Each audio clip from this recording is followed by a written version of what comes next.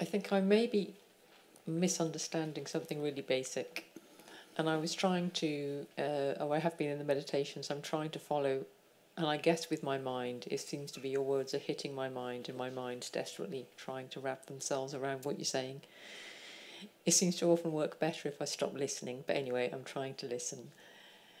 And so, with the meditation with the body this morning, so what I noticed is, and it was interesting in terms of, I get some really like strong sensations. So at various points I get intense heat, it feels in my body. And then this kind of anxiety was arising, and I was able to, it wasn't as bad as the other day, to kind of notice that and kind of let it settle and go beneath it. So that was good. But then what I noticed in terms of just the sensing, so that the sensations, they seem to come with a quality of like aversion or pleasure, just naturally inbuilt in them. And I was trying to investigate, and it didn't seem, I was occasionally would have a thought, oh, my back hurts. So there's a story of the back hurting, and then that seems like a whole different thing. But even dropping all of that, certain sensations will have a quality of what I would call like pleasure or neutral or pain. But then I was getting confused because I was thinking, but if there's nobody, if there is no self, and certainly I guess for a newborn baby there's no self, no sense of a self, there's simply the field and these sensations. So who's discriminating and experiencing pleasure or pain? Does that make sense? Yeah. Yeah.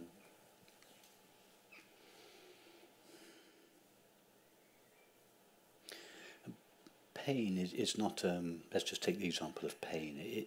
Pain is not it's not an egoic experience.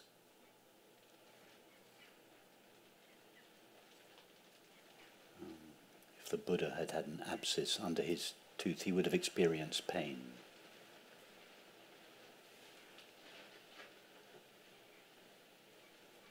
Who is experiencing that?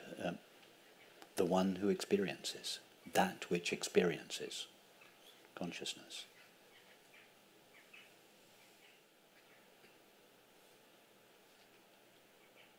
But what's interesting in these meditations on the body or on sensations is to see that the pleasure and pain, they're not inherent in the sensation. If you really go deeply into the sensation,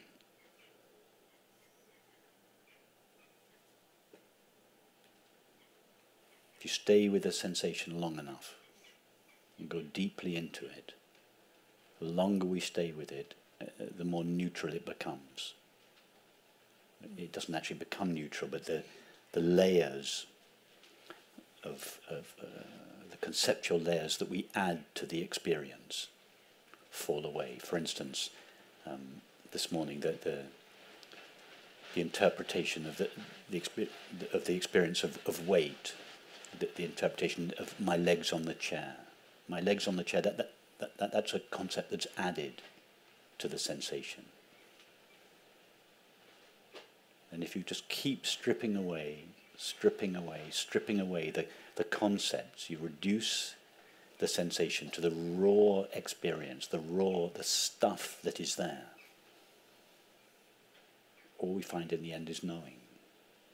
So that's where I was getting confused, but wouldn't a baby, in theory, a baby simply be having the experience of knowing, but is obviously feeling pleasure and pain, but it's not conceptual, it seems like just inbuilt in the body. Yes.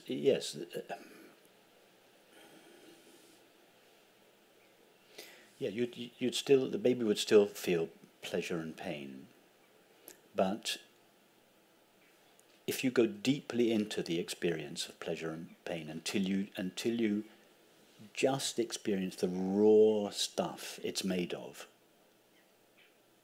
it becomes less and less easy to distinguish pleasure from pain.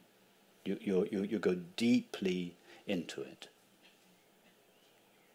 It becomes more and more neutral. It becomes more, not neutral, it becomes more and more transparent. It begins to lose its qualities.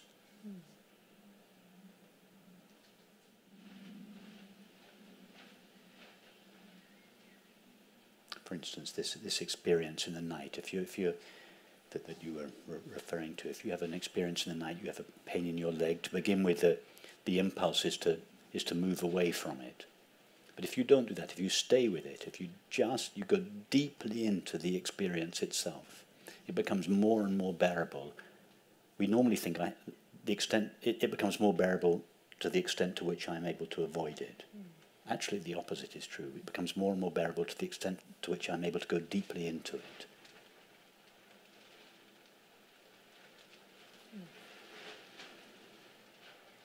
Not that that's the purpose of our exploration. The purpose of our exploration is to find out what the actual experience of the body is made of, what it's made of in our experience.